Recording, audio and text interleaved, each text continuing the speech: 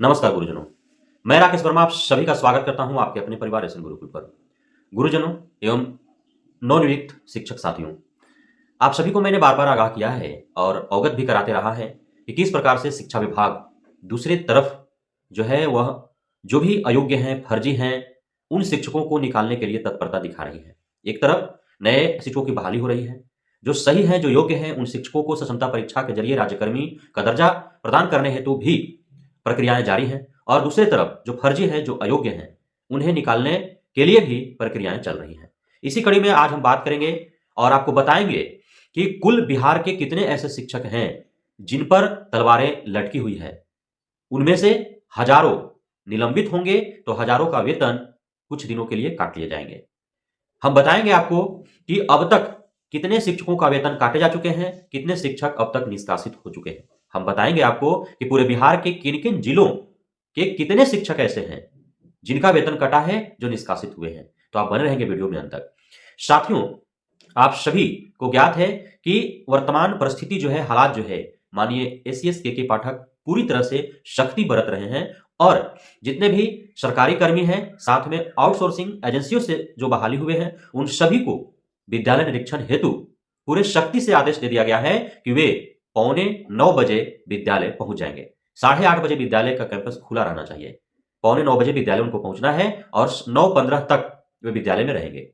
वो फोटो खींच करके भेजेंगे, साथ में पूरा ब्यौरा भेजेंगे कि कौन-कौन उनके रहने तक 9:15 बजे तक उस विद्यालय के शिक्षक आए और नहीं आए। तो ये कार्य करने हैं। सभी प्रधानाध्यापकों को डेली का शैक्षणिक रिपोर्ट उनको देना है शाम को। ये करना है। कौन शिक्षक आए, कौन नहीं आए, क्यों नहीं आए, कितने बच्चे आए, ये सारे रिपोर्ट उनको देने हैं, कितने एब्सेंट रहे। लगातार एब्सेंट रहेगा जो बच्चा, उसका नाम काट दिया जाएगा। तो छात्र, छात्राएं, शिक्षक, शिक्षिकाएं, अधिकारी, प्राधिकारी, कर्मचारी सभी पर सख्ती बरतते हुए और ये सारे निर्देश निर्गत कर दिए गए हैं। सभी अब मानसिक तनाव में आ चुके हैं। जो निगरानी में है, जो निरीक्षण करने वाले हैं वो भी, और जिनका निरीक्षण किया जा रहा है, जिनका निगरानी किया जा रहा है वो भी, सारे लोग। मैं आपको बताते चलूं कि कुल अब तक का जो आंकड़ा है 17,600 ऐसे शिक्षक हैं जिनमें से हजारों का वेतन कटेगा और हजारों निलंबित होंगे। अब निलंबित हो जाएंगे वो तो हो ही जाएंगे, लेकिन जो उनका वेतन कटेगा उसका असर क्या पड़ेगा उनके भविष्य पर। नौकरी तो उनका जाएगा नहीं, कुछ दिनों के लिए वेतन कटेगा, लेकिन उससे उनका वरीयता जो है वो नहीं मिल पाएगा, क्योंकि एक है कि बाद में आया लेकिन वो नियमित है, और एक है जो पहले से है लेकिन वह नियमित नहीं है। तो जो बाद में आया नियमित है उसको वरीयता दी जाएगी ना, कि जो पहले आया और है ही नहीं, विद्यालय आ ही नहीं रहा है महीनों से, उसको क्या वरीयता दिया जाएगा। आपने कछुआ और खरगोश का कहानी तो पढ़ा ही है, सुना ही है, पढ़ा ही रहे हैं आप लोग। क्योंकि कछुआ नियमित है इसलिए वह जीत जाता है, खरगोश जो है काफी तेज है लेकिन अनियमित है इसलिए हार जाता है। तो उसके बाद इनका जो वेतन वृद्धि है उसका लाभ नहीं मिल पाएगा, और साथ में चूंकि नियमित रूप से जो 8 साल का एक्सपीरियंस जिसके पास रहेगा वही पदोन्नति पा पाएगा, आप सभी को ज्ञात है। तो उनका चूंकि बीच में होल्ड हो जा रहा है, गैप हो जा रहा है, यानी कि उनका जो सेवा निरंतरता है वो टूट जा रहा है, इसलिए उनका पदोन्नति भी नहीं होगा, तो ये उनको नुकसान का सामना करने पड़ेंगे। सर्विस बुक में एक बार जब दाग लग जाते हैं तो उसका भविष्य में जो है वेतन वृद्धि, प्रोन्नति पर, वरीयता पर इसका असर पड़ता ही पड़ता है। चाहे 1 दिन का वेतन कटे या 1 माह का कटे या 1 साल का कटे, तो बराबर फर्क पड़ता है। अब जो है समझने वाली यह बात है कि जो आपका 38 जिला है पूरे बिहार में, सारे 38 जिला के जो निगरानी समिति है, उनका जो रिपोर्ट तैयार हुआ है, उन्होंने जो रिपोर्ट दिया है उसमें 2 कैटेगरी है। एक है 6 माह से कम और एक है 6 माह से अधिक। जो 6 माह से कम अब्सेंट रहे हैं, दूसरे हैं 6 माह से अधिक दिनों तक अब्सेंट रहे हैं, 2 कैटेगरी में बांटे गए हैं और पूरे 17,600 शिक्षक फरार चल रहे हैं, ऐसा पूरा ब्यौरा दे दिया गया है। इसमें 13 शिक्षकों को अब तक बर्खास्त कर दिया गया है, जिसमें भोजपुर के 3 शिक्षक, नवादा के 8 शिक्षक, सारण एवं सुपौल के 1-1 शिक्षक शामिल हैं। उसके बाद 235 शिक्षकों को निलंबित करने की अनुशंसा दे दी गई है कि उन्हें निलंबित कर दिया जाए, अनुशंसा कर दिया गया है शिक्षा विभाग के द्वारा। वहीं बीते सप्ताह, पिछले सप्ताह की बात है कि 2185 शिक्षकों के वेतन कटौती करने का निर्देश दिया गया शिक्षा विभाग के द्वारा। एक सप्ताह के अंदर 2185 शिक्षकों का वेतन काटने का शिक्षा विभाग ने जो है उनका आदेश निर्देश निर्गत कर दिया है। 16,418 ऐसे शिक्षक हैं जो 6 माह से कम समय से विद्यालयों से फरार चल रहे हैं। वहीं 586 ऐसे शिक्षक हैं जो 6 माह से लेकर 2 साल से ज्यादा समय से गायब है। बताइए, 2-2 साल तक गायब है शिक्षक। अब चूंकि टीआरई 1 हुआ, टीआरई 2 हुआ, टीआरई 3.0 हो रहा है, अब इसमें जो ये 17,000 जो फरार चल रहे हैं शिक्षक 6 महीने से अधिक, 2-2 साल तक, अब चूंकि उनका पद तो रिक्त नहीं माना गया है, और ये शिक्षक है भी नहीं विद्यालयों में। तो इस प्रकार जो छात्र शिक्षक अनुपात है, जो गुणवत्तापूर्ण शिक्षा देने की बात है, तो इसमें कहीं न कहीं तो खोट आ रहा है। तो इसलिए अब शिक्षा विभाग सख्त है। यदि इन लोगों को, जितने लोगों को हटा दिया जाएगा नौकरी से, उतना पद रिक्त हो जाएगा। या जो स्वतः त्याग पत्र दे देंगे, हो सकता है कि 17,000 जो ये हैं, हो सकता है कि ये फर्जी हो, डर से नहीं आ रहे हों, उन पर कार्रवाइयाँ हो जाएगी। अब तो कार्रवाइयाँ तो ऑलरेडी होगी ही होगी। आप यदि नहीं दे रहे हैं इस्तीफा, नहीं त्याग पत्र दे रहे हैं और ऐसे ही आप फरार हैं, तो कितना बड़ा गुनाह है ये। विद्यालय के छात्र-छात्राओं के साथ, के भविष्य के साथ कितना बड़ा खिलवाड़ हो रहा है, ये समझने वाली बात है। आप अपना ज़िंदगी तो बर्बाद ही कर लिए, लेकिन आपके साथ-साथ आपसे जो पढ़ने के लिए बच्चे आ रहे हैं विद्यालय में और आप गायब हैं, तो उससे कितने हजार छात्र-छात्राएँ का जो भविष्य है वो बर्बाद हो रहा है। ये सोचने समझने की बात है। तो इसमें जो है 586 ऐसे शिक्षक हैं जो 6 माह से 2 साल तक के लिए गायब हैं। अब हम जिलावार सूची आपको बताते हैं।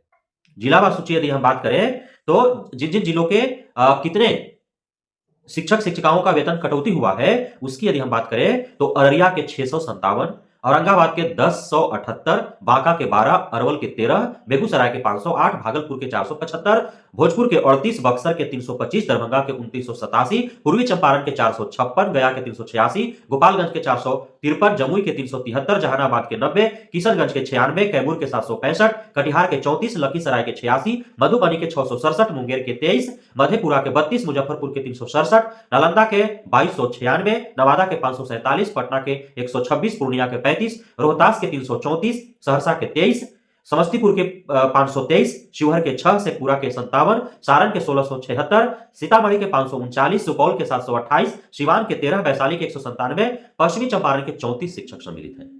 अब बताइए, अब पूरे 38 जिला में से 19 जिला के 569 शिक्षकों की बर्खास्तगी हो चुकी है। तो वो कौन-कौन से हैं, इसे भी जान लेते हैं।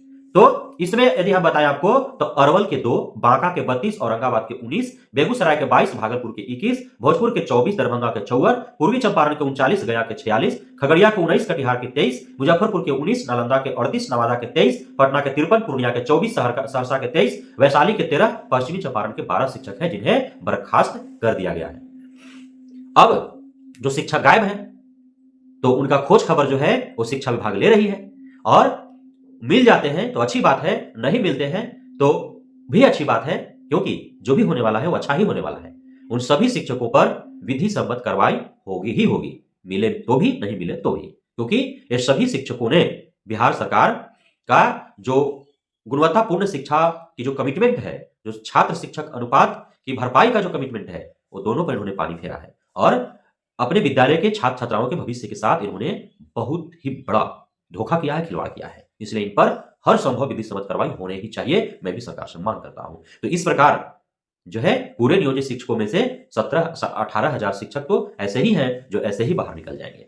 तो इस प्रकार जो है, दोनों तरफ से कार्य हो रहे हैं। नवनियुक्त शिक्षकों की बहाली, सशक्ता परीक्षा के माध्यम से नियोजित शिक्षकों को राज्यकर्मी का दर्जा प्रदान करना, और जो फर्जी है, अयोग्य शिक्षक है, उन्हें निकाल बाहर करना, सभी कार्य जो है वो किए जा रहे हैं। तो आने वाले निकट भविष्य में आपको बिहार के शिक्षा जगत में आपको काफी कुछ सुधार देखने को मिलेंगे, मिल भी रहे हैं, आप सभी अवगत हैं। इसलिए अब जो भी नए पुराने सभी शिक्षक शिक्षिकाएं हैं, उन्हें सतर्क रहने की आवश्यकता है। ससमय वे विद्यालय जाए और विद्यालय समय से छोड़े।